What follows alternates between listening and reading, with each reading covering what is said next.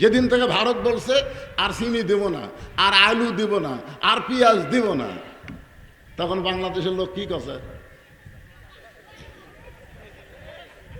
ভারত বুড়া লোক দেখাছে, তুই কি রে ভারত, তোর দিকে আমরা তাকায় আছি অমামিন দাব্বাতিন ফিল আরদি ইল্লা আলাল্লাহি রিজকুহা। আমরা আল্লাহর দিকে তাকায় আছি। রেজেকের মালিক ভারত না, রেজেকের মালিক আমেরিকা না, রেজেকের মালিক হচ্ছে আমার আল্লাহ। জোরে কোন কথা ঠিক কিনা? আপনারা বলেন তো, এই বছর রমজান মাসে বেগুনি খাননি না পেঁপেনি খাচ্ছেন? খাননি বেগুনি খাননি? পেঁয়াজ, আমি তো হাট করি না, একদিন হাটত যায় পেঁয়াজ আলাক বলতে ভাই 100 টাকার পেঁয়াজ দেন। তো পেঁয়াজ আলা আমার দিকে তাকাই বলে, হুজুর 100 টাকার পেঁয়াজ নেবেন তো ব্যাগে হবি না তো, আপনি যে সুট্টানা ব্যাগ আনছেন হবি না তো হুজুর, বস্তা লাগবে। বস্তা কেন? বলে 100 টাকায় 5 কেজি। মাথা থাক, সর্বনাশ। বলেন তো, এত বছর হলে এ বছর রমজান মাসে আমরা যে শান্তি পাইছি, এরকম শান্তি 2-4 বছরে পাচ্ছেন? কেন পাচ্ছেন এ বছর শান্তি কেন? আর রেজালু কাওয়ামুনা আলা নিসা। আল্লাহ কোরআনে বলেছেন মরদ মানুষ মেয়ে মানুষের উপরে থাকো।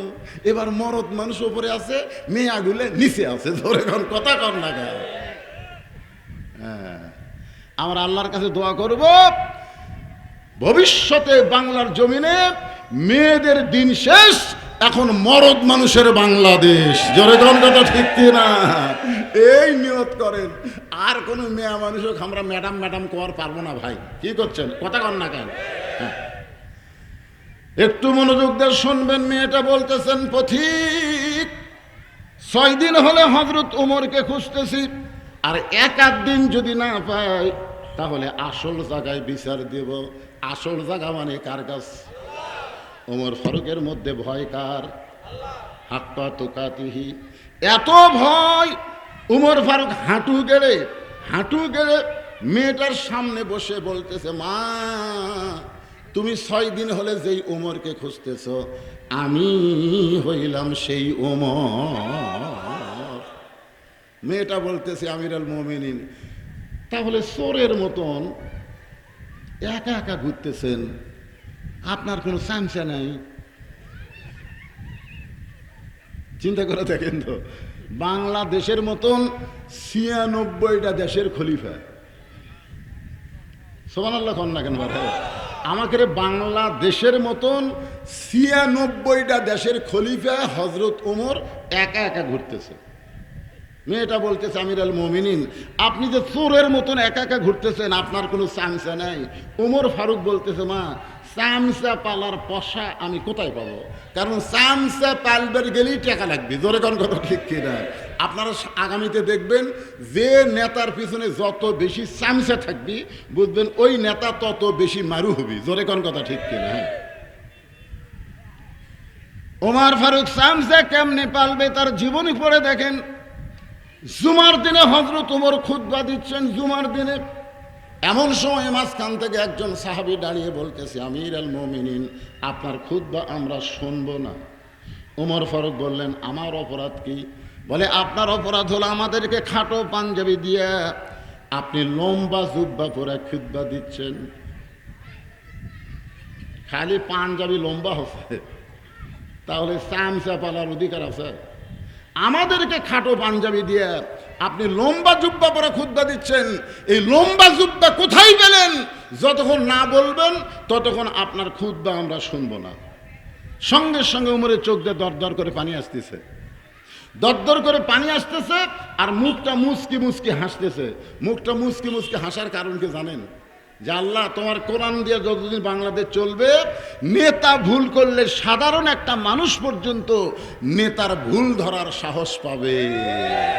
আপনারা বলেন তো, মসজিদের ইমাম যতই দাওরা হোক, টাইটেল হোক, আসরের নামাজে 3 রাকাতে যদি বসে, একটা ভ্যান আলা আল্লাহ আকবার কর পারবি না? ইমাম কি বাস?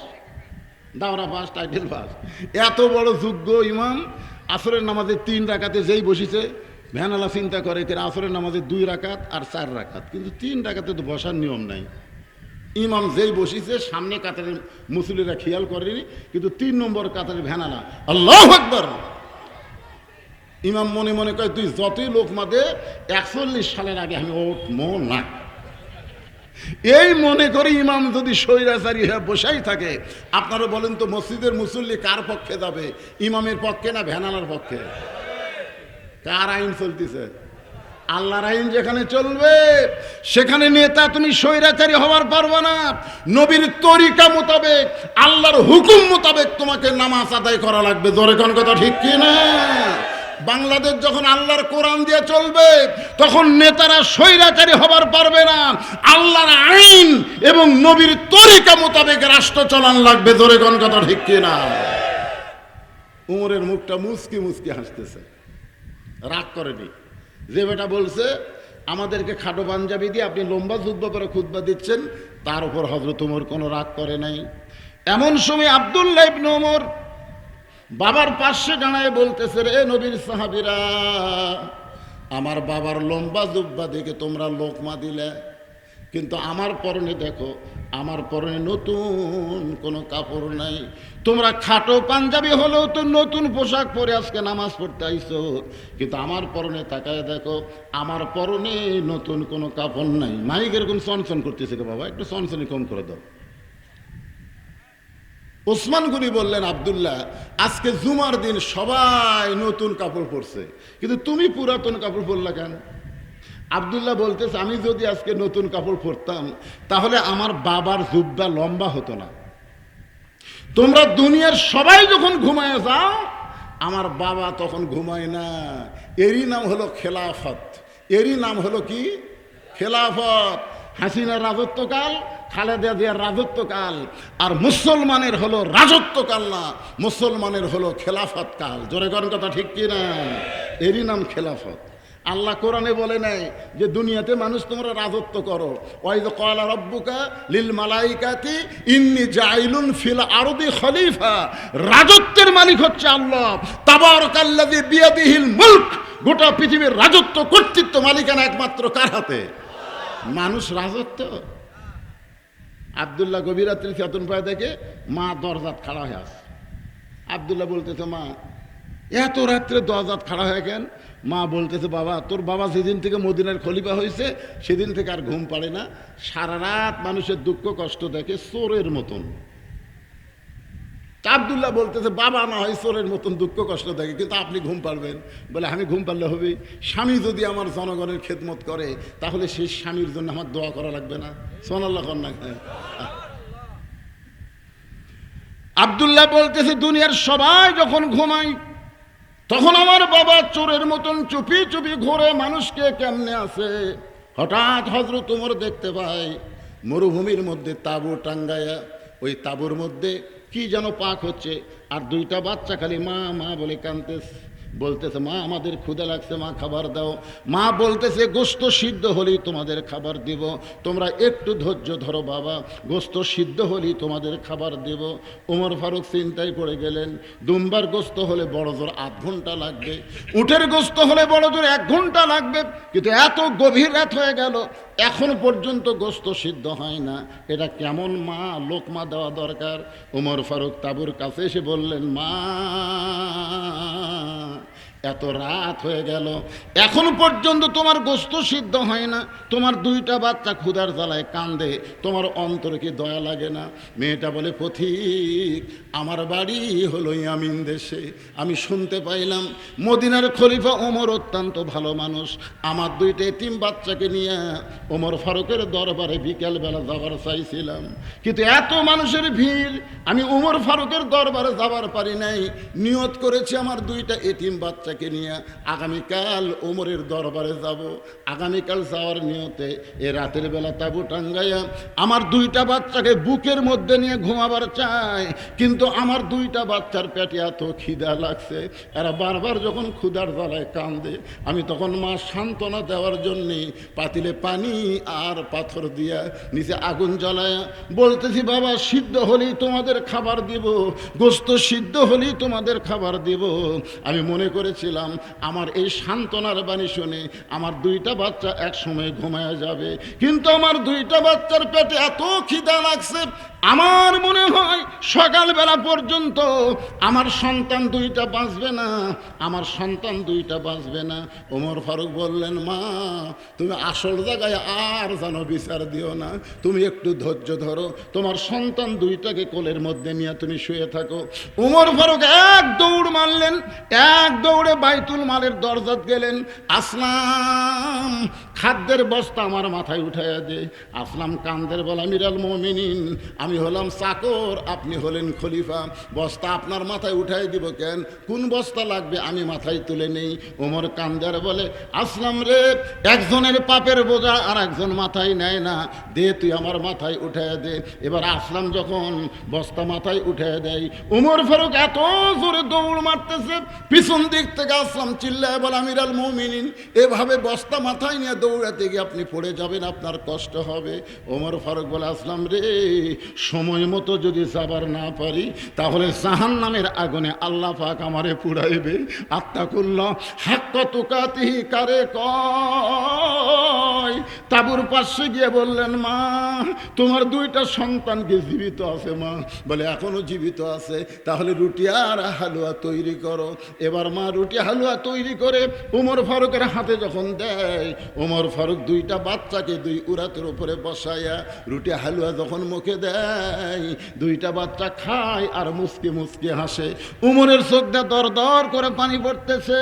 দুইটা বাচ্চা চোখের পানি মুছে দিয়ে বলে, কে গো? আমরা বাবা হারা এতিম, আমরা জীবনে বাবার দরদ পাই নাই, আজকে গভীর রাত্রে তুমি আমাদের মুখে খাবার দিয়া বাবার দরদ দিচ্ছ, আবার তুমি কেন কাঁদতেছো? ওমর ফারুক বলে, আল্লাহ এই অধমকে জাহান্নামের আগুন থেকে তুমি বাঁচাইয়া দাও। মেয়েটা বলতে দে, পথিক ভালো মানুষের গল্প শুনেছি, কিন্তু মানুষ এমন ভালো হয় নিজের জীবনে কোনোদিন আমি দেখি নাই। আজকে আল্লাহর কাছে দোয়া করি, আল্লাহ ওমরকে মদিনার খলিফা না বানায়া তোমাকে যদি মদিনার খলিফা বানাইতো তাহলে মদিনা আল্লাহর জান্নাত হয়ে যেত। আব্দুল্লাহ বলে, রে নবীর সাহাবীরা, দুনিয়ার সবাই যখন ঘুমায় গেছে, এমন সময় আমার বাবা আমার দরজা গিয়ে বলতেছে, আব্দুল্লাহ আব্দুল্লাহ। আমি দরজা খুলে দেখি বাবার হাতে একটা পাঞ্জাবি। আমি খুশি হয়ে বললাম, বাবা বাইতুল মাল থেকে একটা পাঞ্জাবি দিছে, আপনি আর একটা দিবার আইছেন।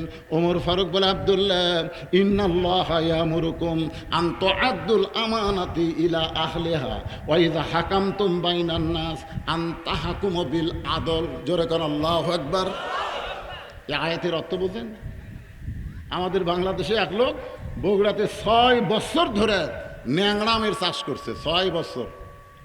এ বছর আম ধরছে, জ্যৈষ্ঠী মাসে দেখবার গেছে, এর যুক্তি দিচ্ছি, দেখবার গেছে যে আম পাকছে কিনা, যা দেখে গাছের ডালে বসে এক ছেলে পাক আম পাড়তিছে আর ব্যাগের মধ্যে তুলতিছে। বাগানের মালিক কয়, আমি খাইনি, আমার পরিবারের কেউ খায়নি, আর তুই আমার কাছে ছেড়ে আম পাড়তেছিস, তোর বাপকে গিয়ে বিচার দেবো রে, এই তোর বাপক যা বিচার দেবো। ছেলে খালি মুসকে মুসকে হাসে। বাগানের মালিক বলে, হাসিস কেন? বলে, আমার বাবা কোথায় গিয়ে বিচার দেবেন, আমার বাবাও আর এক গাছে চড়ছে। বাগানের মালিক তাকায় দেখে ওর বাপ খালি বস্তা বস্তা পাড়তেছে, গাছের নিচে বসে বলে, আল্লাহ বিচার দিমো কার কাছে? বেটাও চোর, বাপও চোর। হাসিনার 16 বছর বিচার ছিল না, যাকে বিচার দিবেন উনি আরো বড় চোর। জোরে কোন কথা বলেন? ওমর ফারুক বলতেছে, আব্দুল্লাহ তুই একটা পাঞ্জাবি ভাগে পাইছিস, আবার একটা আমি দিবে যাচ্ছি। আরে পাগল, এইটা আমার ভাগে পড়ছে, এত খাটো পাঞ্জাবি দিয়ে আগামীকাল খুতবা কেমনে দিব? এজন্য তোর কাছে আমি আইছি, তোর পাঞ্জাবিটা আমাকে দান করে দে। আব্দুল্লাহ বলে, গভীর রাত্রে আমার পাঞ্জাবি বাবাকে দান করে দিলাম। আমি বাবার পিছনে পিছনে রওনা দিলাম, দেখি তো বাবা কি করে। আমি ঘরের মধ্যে জানলাতে তাকাই দেখি বাবা তার পাঞ্জাবি আমার পাঞ্জাবি একত্র করে লম্বা একটা জুব্বা বানাচ্ছে, সেই জুব্বা বানায় আজকে খুতবা দিচ্ছে। এখন বলো তোমাদের খুতবা শোনা যায় কি না যায়? সমস্ত সাহাবীরা চিল্লায় বলে, আল্লাহর কোরআন দিয়ে যখন রাষ্ট্র চলবে তখন এমন ভালো মানুষকে মুসলমানেরা নেতা হিসাবে দেখতে পাবে। জোরে কোন কথা ঠিক কিনা? আল্লাহর কোরআন দিয়ে রাষ্ট্র চললে কোরআনের পাখিরা কেমন ছিল? একটা জনের নাম হলো মীর কাসিম আলী, নাম শুনছেন? মীর কাসিম আলী একটা কোরআনের পাখি। উকিল বলতেছে, স্যার আজকে রাত 12টায় আপনার ফাঁসি হবে। একটু মনোযোগ দিয়ে শোনেন, এই কিছুদিন আগেকার ঘটনা। আজকে রাত 12টায় আপনার কি হবে? ফাঁসি হবে। তো মীর কাসিম আলী মুসকি মুসকি হাসি আর বলে, এখন কয়টা বাজে? তুকিল বলতেছে এখন বাজে রাত 9:30। তখন বলতেছে আলহামদুলিল্লাহ আলহামদুলিল্লাহ, এখনো 2.5 ঘন্টা। উকিল চমকে উঠছে, এ পিছনে লোক ওঠা বসা করে কেন? কি ম্যাগ লাগলে কি হবে? ফিলিস্তিনে গুলি পড়তেছে, তাও মুসলমানেরা লড়ে না রে।